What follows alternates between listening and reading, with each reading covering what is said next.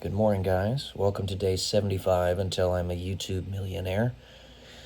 And today, color me concerned. I have a couple things I want to talk about here. It's going to be pretty involved for this episode. So the Nash Equilibrium.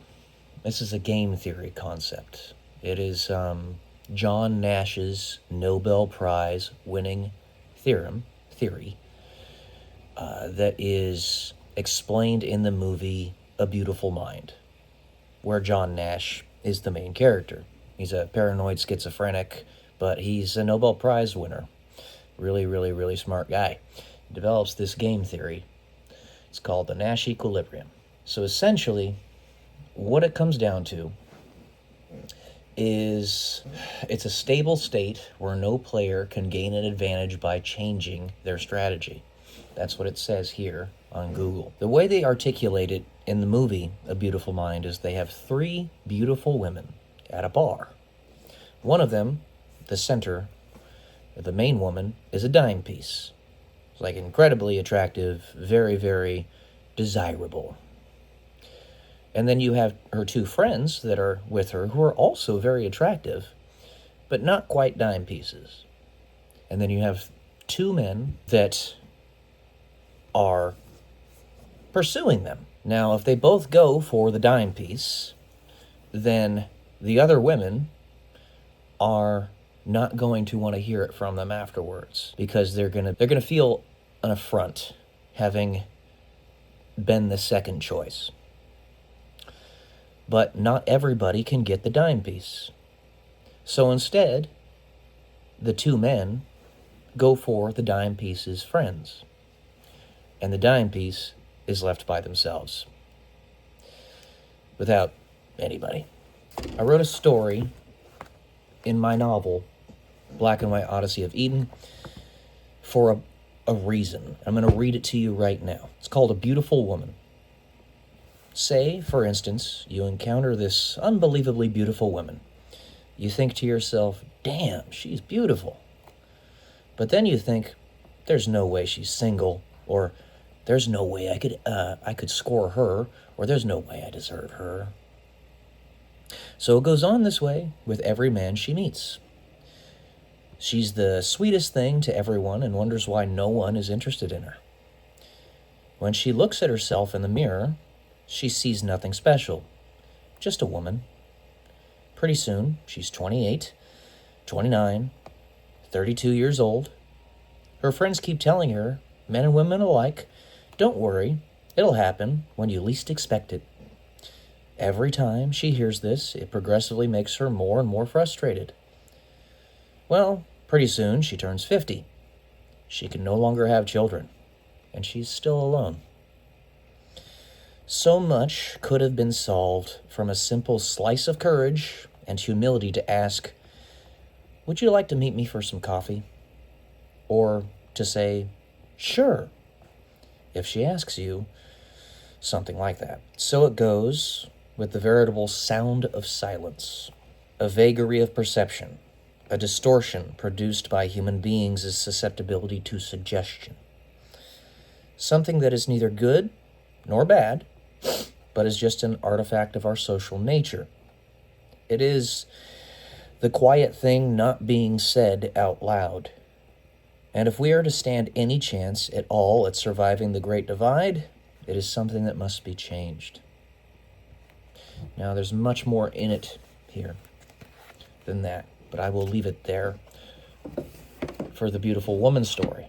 When I was in high school, there was a young lady who was definitely interested in me, and I will say that I was the same for her. She's quite an attractive woman.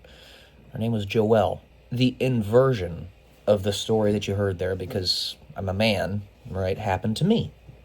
She was very clearly interested in me. I caught her staring at me many a time, and for some reason she would not take it to the next step, or if I ever tried to do the same thing, she would scammer off and not let me do it, like ask her out or something. So instead, I found out that she had gotten into a relationship with this guy by the name of Patrick. who was basically a lower quality version of me. Good guy, don't get me wrong, nothing wrong with him. He was a little bit shorter than me, a little bit slighter than me, a little bit less intelligent, but not dumb. Good guy. She did the Steve Nash Equilibrium Theory. I'm 35 years old now. I'm starting to get the impression that something similar is about to happen. I found a guy online. I'm not going to say who he is. Looks very similar to me. Also a very bright man, I can tell. He does video essays like I do. He looks just like me. I wouldn't say just like me, but he looks similar. He even dresses like me.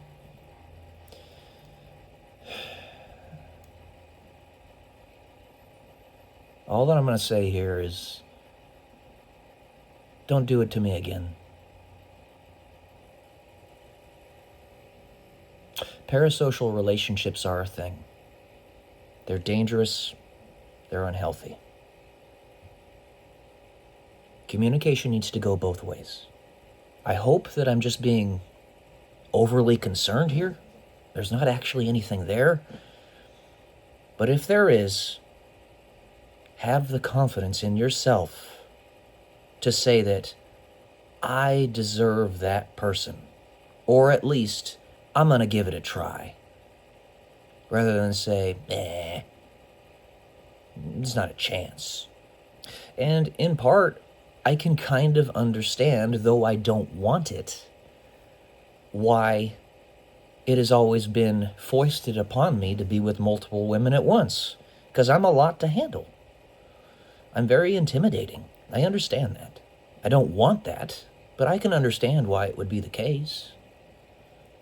I can understand why the guy upstairs would kind of let that be the case. Can't condone it, but he would, look the other way. I can understand it. It's kind of like if you've ever watched the movie Pacific Rim. The giant Gundam-type robots that are nuclear-powered are so big, so powerful, they require so much energy that two individuals need to actually be at the controls. And they have to be psychologically, spiritually, whatever, physically in sync. So the main character, it's actually his girlfriend/wife. I think they get married, I'm not sure. Who is the other person that is at the controls of this giant robot. So the giant robot, which in this case would be me, requires two women because it's just too much to handle by themselves. I can't be mad about that, but at the same time, I pray to God you'll have the courage to talk to me, at least try, believe in yourself, that you're actually something I want, and even if I say no or whatever, is that really a bad thing? I don't know. I just had a call that completely threw me off here. But I would go so far as to get on my knees and literally beg you not to do this to me again. Please, don't subject me to the Nash Equilibrium Theorem again. Anyways, that's all I got for today. Love y'all. Peace.